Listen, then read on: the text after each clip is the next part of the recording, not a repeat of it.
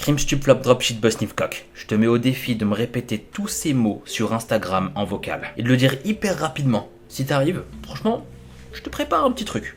Allez, je te mets au défi. Je sais pas pourquoi j'ai eu cette idée, mais il y a des choses qu'on n'explique pas. Essayez pas de comprendre, c'est comme l'histoire qui va suivre. L'histoire qu'on s'apprête à voir ensemble, c'est juste dingue. Eh bien, salut à toi mon ami, j'espère que tu vas bien et que ta famille se porte bien. Aujourd'hui, on se retrouve pour une nouvelle vidéo True Crime. Quel accent incroyable. Avec un peu d'entraînement, j'aurais peut-être été capable de faire une petite pub KFC, qui sait.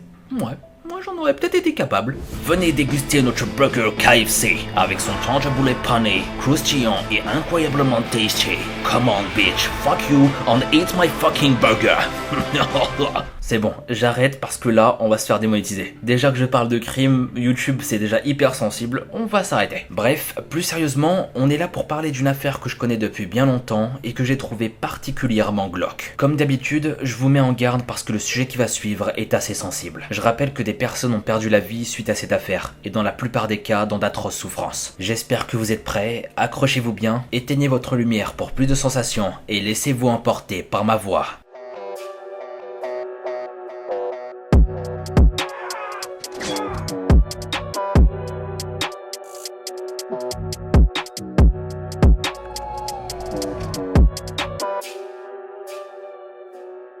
Beverly Allitt est née le 4 octobre 1968 et il s'agit d'une tueuse en série britannique. Elle est condamnée pour 4 meurtres et 3 tentatives de meurtre commis sur des nourrissons, ainsi que pour avoir causé des dommages corporels à plus de 6 nourrissons. Comment cette personne a pu commettre de telles atrocités ? C'est la question que je me pose. Parce que franchement les amis, il faut vraiment avoir un sérieux problème pour s'attaquer à de jeunes enfants. Là où j'ai envie de nous diriger, c'est vers une analyse poussée pour essayer de comprendre pourquoi elle a agi comme ça. Qu'est-ce qui s'est finalement passé dans sa tête pour qu'elle puisse avoir de telles décisions ? J'ai envie de partager ça avec vous et d'essayer de comprendre. On va retracer sa vie jusqu'au moment des faits et essayer de savoir ses différents modes opératoires. Est-ce qu'elle était lucide ? Est-ce qu'elle voulait vraiment le faire ?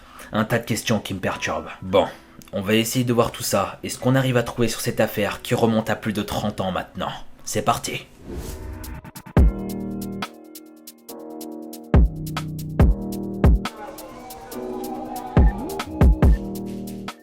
La fameuse Beverly Gail Allitt. Là, ce qu'on va faire, c'est qu'on va analyser tout son parcours. Et quoi de mieux pour ce faire que de creuser directement dans son enfance. Depuis toute petite déjà, elle montrait un comportement étrange, pour certains déconcertant. Des façons d'agir qui étaient peu rassurantes. Suite à ses manières et sa différence avec les autres enfants, ils lui ont vite diagnostiqué le syndrome de Munchausen. Là, vous êtes en train de vous dire qu'est-ce que c'est que ce putain de syndrome Mogo ?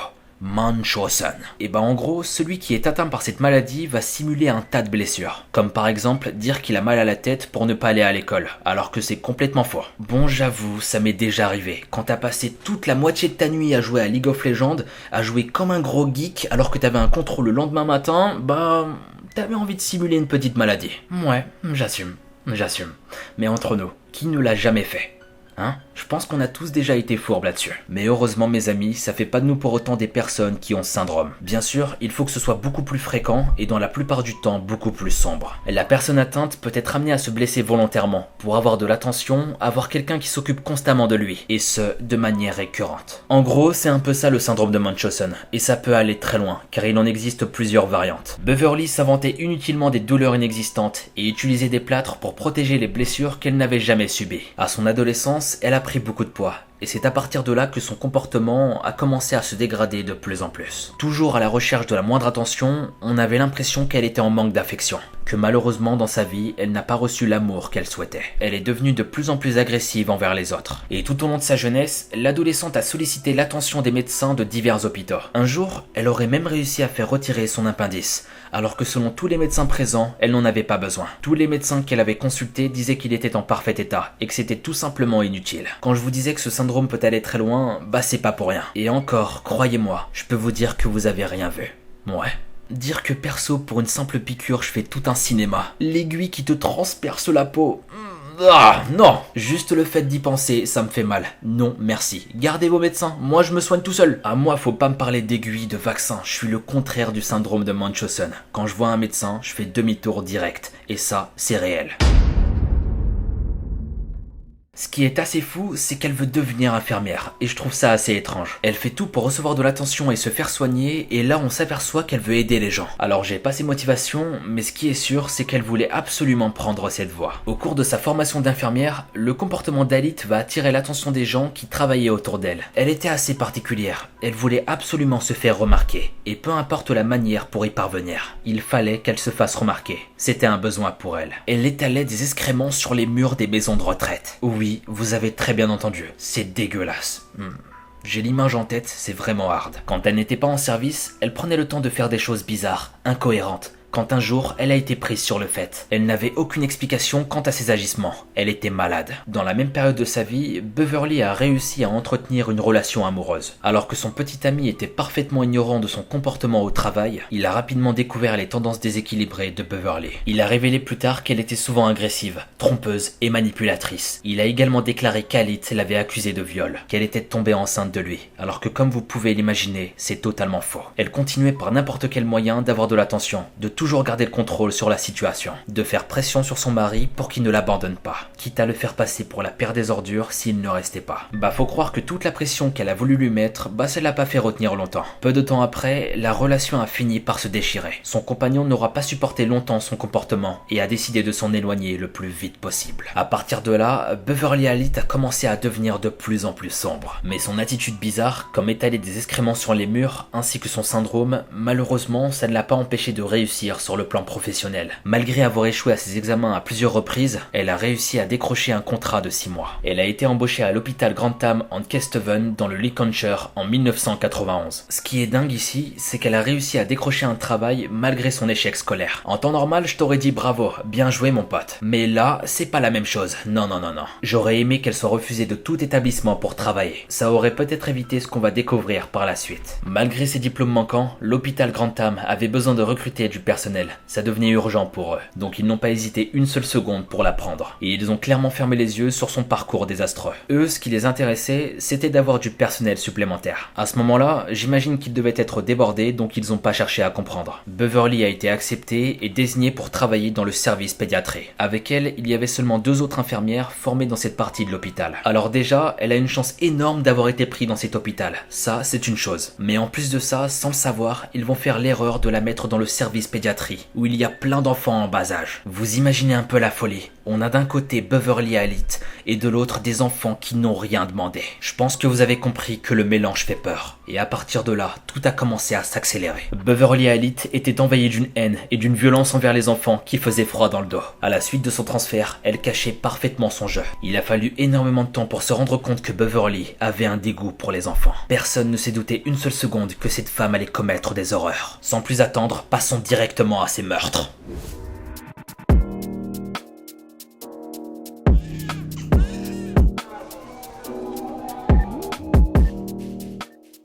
Alit a assassiné sa première victime le 21 février 1991. Il s'agit de Liam Taylor, âgé de 7 mois. Il a été admis en pédiatrie pour la raison suivante, infection thoracique. Quand le petit a été pris en charge par Beverly, elle a assuré à ses parents qu'il était entre de bonnes mains et leur a demandé gentiment de rentrer chez eux et de ne pas se faire de soucis. À leur retour, Alit a expliqué que l'enfant avait ressenti une urgence respiratoire, mais qu'il était stable maintenant et qu'il ne fallait pas s'inquiéter. La nuit suivante, Liam a eu une autre urgence respiratoire et le personnel était convaincu qu'ils allaient gérer la situation sans aucun problème. Mais Alit s'en est occupé et son état s'est rapidement aggravé. Le garçon devenait de plus en plus pâle et des taches rouges recouvraient son visage. Liam a subi un arrêt cardiaque peu de temps après. Dans un état plus que critique, il était entre la vie et la mort. Mais il réussit à survivre grâce à un équipement d'urgence. Cependant, au vu de son jeune âge et des séquelles qu'il avait subies, comme les lésions cérébrales, les parents ont décidé de le débrancher. Ils ne voulaient absolument pas le voir souffrir. Désemparés, ils ont demandé de mettre fin à ce calvaire et ils ont demandé de le laisser partir. Ce qui est en train de se passer ici, c'est à la fois triste et sombre. On a des parents qui viennent dans l'espoir de guérir leur enfant dans un établissement qui est censé faire son maximum. Mais au lieu de ça, sans le savoir,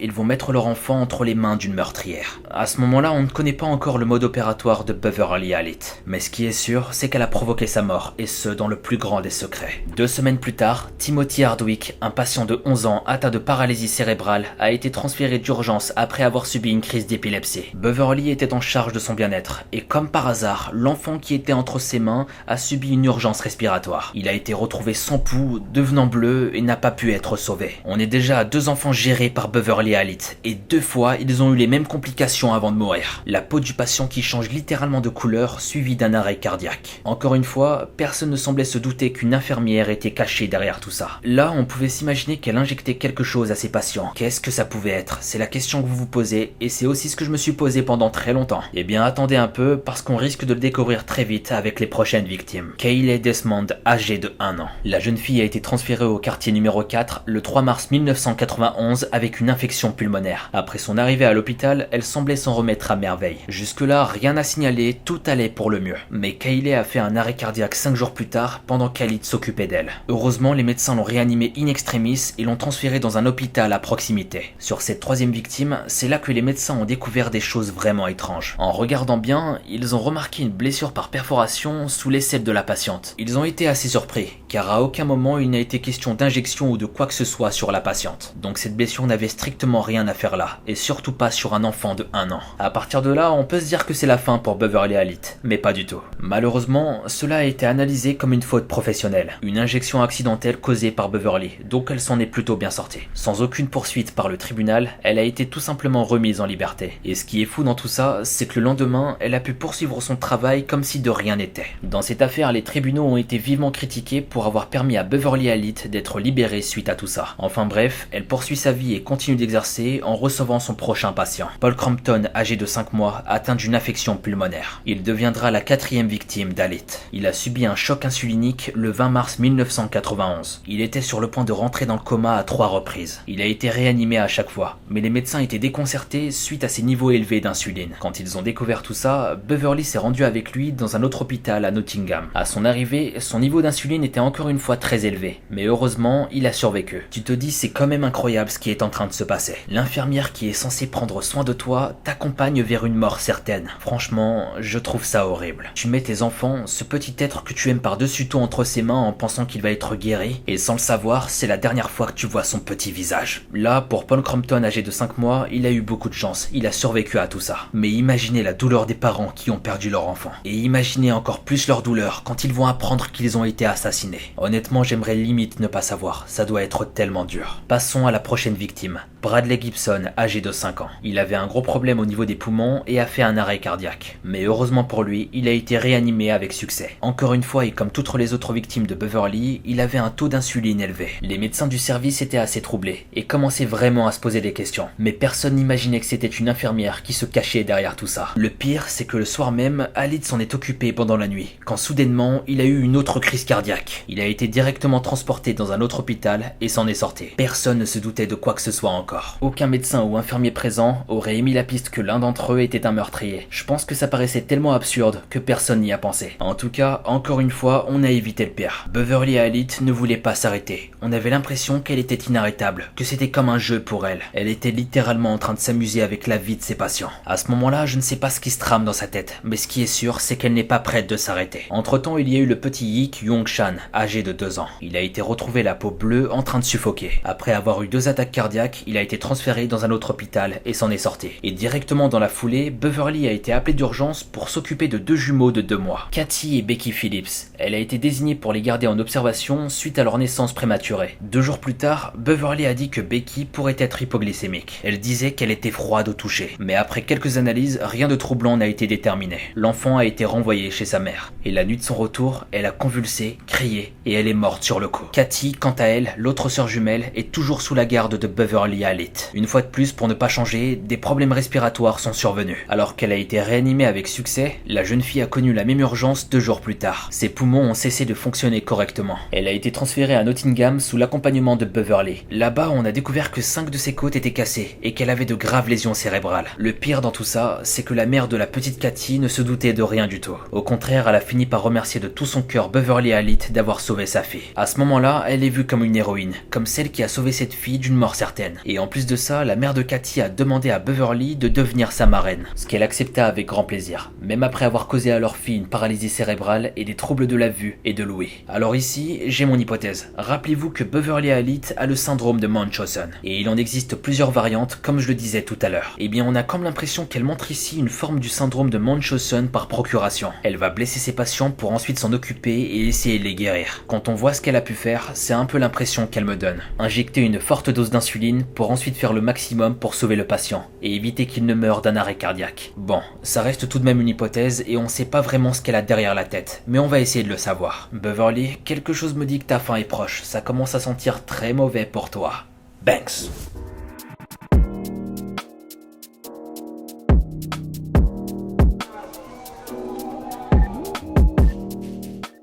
Comme vous devez vous en douter, Beverly Halit a continué encore et encore jusqu'à qu'on commence à avoir des soupçons sur elle. Après 4 autres incidents inexplicables sur des patients en bonne santé, c'est là que le personnel médical a compris qu'il se passait quelque chose de terrible. La dernière victime de Beverly s'appelait Claire Peak. Elle était âgée de 15 mois et elle est morte d'une crise cardiaque le 22 avril 1991. L'autopsie indiquait des causes de mort naturelles, mais le docteur Nelson Porter n'a pas voulu en rester là. Il a remarqué qu'au cours des 2 derniers mois, le taux de décès était beaucoup trop élevé contrairement au mois précédent. Après mûre réflexion, il a demandé qu'une enquête soit effectuée au sein de l'établissement. 18 jours plus tard, des tests ont révélé des taux anormaux de potassium dans le sang de Claire Peak. À la suite des tests effectués, la police a commencé à se mêler de l'affaire. Ça commençait à prendre de plus en plus d'ampleur. Les choses s'aggravaient pour Beverly Halit, qu'on appellera par la suite l'ange de la mort. Ça devenait très critique. Après avoir exhumé la jeune fille, de la lignocaïne a été retrouvée dans son corps. Il s'agit d'une substance utilisée pour les adultes lors des arrêts cardiaques. Là, on savait qu'il s'agissait d'une série de crimes intentionnels, c'était évident. L'enquêteur Stuart Clifton s'est occupé de l'affaire, et sans plus attendre, il s'est mis à rechercher toutes les pistes qui nous ramèneraient au tueur. Clifton a examiné tous les incidents étranges qui se sont produits, et il a trouvé un point commun entre tous. Le niveau d'insuline de chaque patient était beaucoup trop élevé.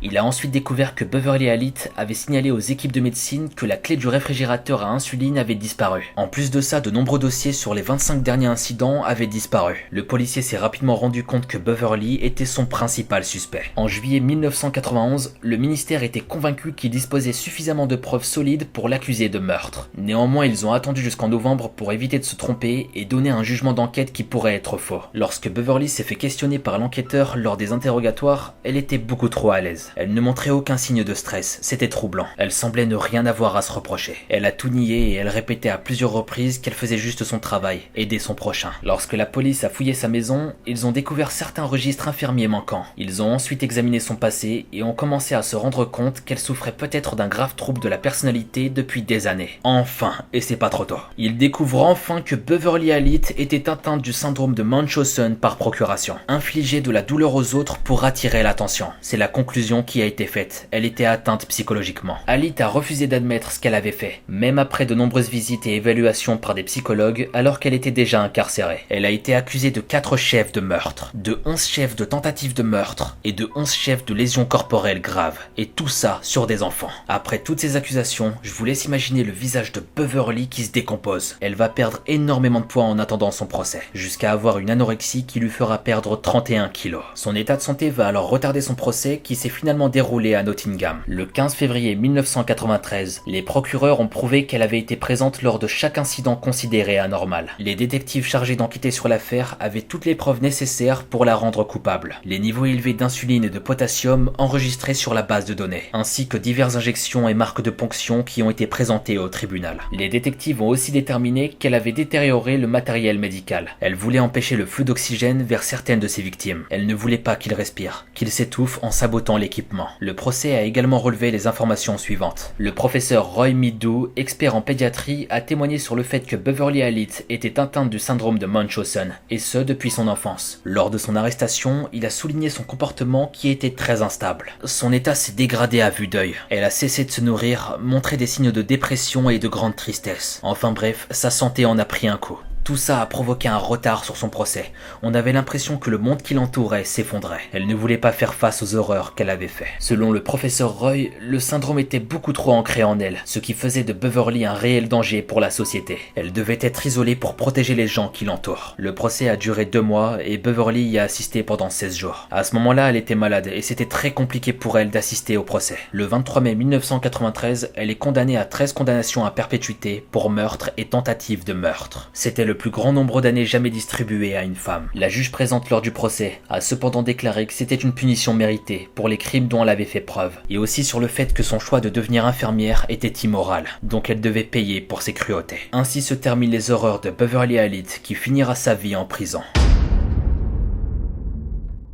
Beverly Halit a commis des crimes tellement horribles que le service pédiatrie de l'hôpital Grantham a fini par fermer ses portes. Elle a été envoyée à l'hôpital Rampton Secure plutôt que dans une prison traditionnelle pour purger sa peine. Son état mental était considéré trop instable. Et pour ce genre de comportement, la loi britannique sur la santé mentale a mis à disposition l'établissement Rampton pour incarcérer des cas similaires. Une fois enfermée, elle a repris ses habitudes, toujours à la recherche d'attention. Et encore une fois, peu importe la manière pour y parvenir. Beverly a été retrouvée en train d'avaler des morceaux de verre ou en train de se verser de l'eau bouillante sur ses mains. Elle cherchait à se blesser pour attirer l'attention du service médical. Ainsi, il pouvait la soigner et prendre soin d'elle. Il fallait absolument qu'elle étanche sa soif d'attention. C'était vital pour elle. Depuis son incarcération, elle a finalement admis 3 des meurtres et 6 des agressions. Le Home Office du Royaume-Uni a officiellement classé Halit comme l'une des rares criminels qui ne serait jamais éligible à la libération conditionnelle. Et tout ça en raison de la gravité de ses crimes. Au cours de sa vie de prisonnière, le père de la première victime a commencé à se plaindre. Il a dénoncé Rampton comme une imposture. Il a affirmé que l'établissement n'était qu'une garderie pour des personnes qui devraient être traitées comme des graves criminels. Il avait une haine profonde envers Beverly, qu'elle ait pris son enfant, et il ne voulait en aucun cas qu'elle ait un traitement de faveur. Pour lui, elle devait pourrir dans une vraie prison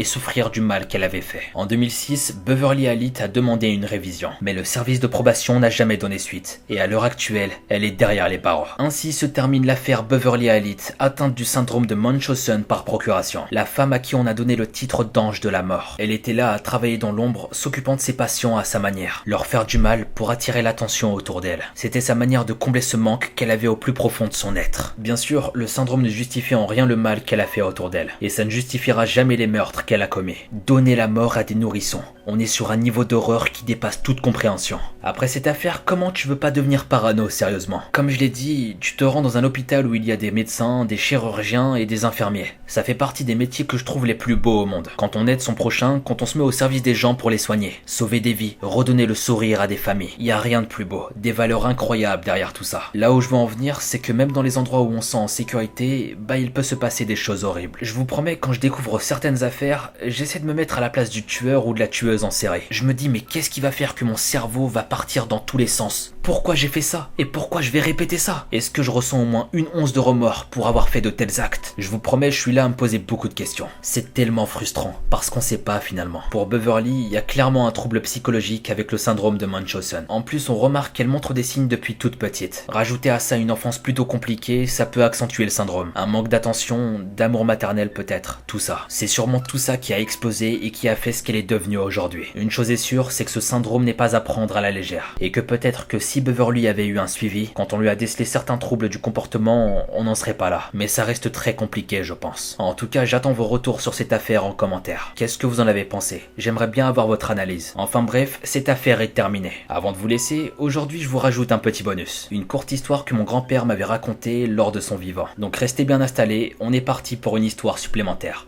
Ou mettez pause, prenez des chips ou commandez-vous un bon tacos et on continue. C'est parti.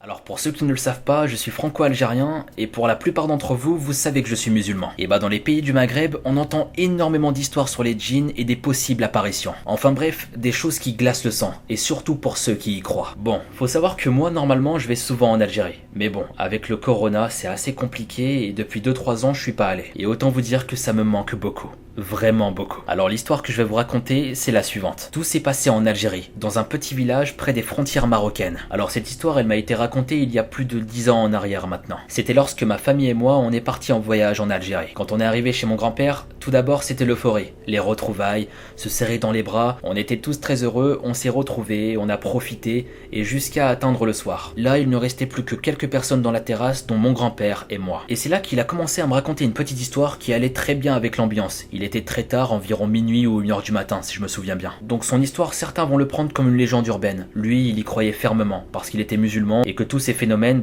ça fait partie intégrante de la religion. Et que ça peut se passer, tout simplement. Enfin bref, quoi qu'il en soit, passons à cette petite d'histoire. Il me racontait que dans son village, quelques années auparavant, il connaissait un chauffeur de taxi. Il s'agissait d'un homme âgé d'environ 40 ans. Il prenait tranquillement ses clients d'un point A à un point B. Il faisait ses petites courses de droite à gauche quand soudainement, il tourne sa tête vers la droite et il voit qu'il y a un passager sur sa droite qu'il n'a pas vu monter. Il s'agissait d'une vieille femme toute discrète, calme, qui ne plaçait aucun mot. Alors lui de son côté, il était surpris car il était persuadé qu'il n'y avait personne à sa droite. Il était sûr que personne n'était monté. Enfin bref, il se dit qu'il a peut-être oublié et il continue ses courses. Il continue d'un point A à un point B, il dépose ses clients, encore et encore, mais ce qui était troublant, c'est que la femme à côté de lui ne parlait pas, et quant à lui, il n'osait pas la déranger, ce qui était assez paradoxal parce que c'est un chauffeur de taxi. Si tu sais pas où se rend cette petite femme, ça va être compliqué pour la déposer. Enfin, quoi qu'il en soit, il continue sa route. Quand à un moment, il retourne son visage vers la droite, et c'est là qu'il ne voit plus la femme. J'avoue que raconter comme ça paraît totalement absurde, et ça sent le fake à plein nez, mais c'est l'histoire de mon grand-père telle qu'il me l'a raconté. Donc je me répète, il tourne sa tête vers la droite, mais il n'y avait plus personne. Le lendemain matin, le chauffeur de taxi a été retrouvé chez lui sans vie. Suite à la mort soudaine du chauffeur, il s'agissait pour beaucoup d'une apparition, d'un djinn. Pour mon grand-père, c'était sûr, et il était persuadé que c'était ça. Voilà comment se termine cette petite bulle d'histoire. Une petite légende urbaine qui s'est passée dans le village de mon grand-père, en Algérie. Voilà, c'était une petite anecdote de ma vie. Si vous avez aimé ce principe en fin de vidéo, dites-le moi en commentaire. Comme ça, à l'avenir, je pourrais vous parler de plein de petites choses. On appellera ça le Mogo Coffee Moments, pourquoi pas. Un petit moment intime pour ceux qui veulent plus en apprendre sur moi, ou des choses que j'aime, ou des petites histoires. Enfin bref, dans tous les cas, un moment bonus tout simplement. Enfin bref, ainsi se termine cette vidéo, et j'espère qu'elle vous aura plu. Quant à nous, on se retrouve très vite pour de nouvelles aventures. C'était Mogota.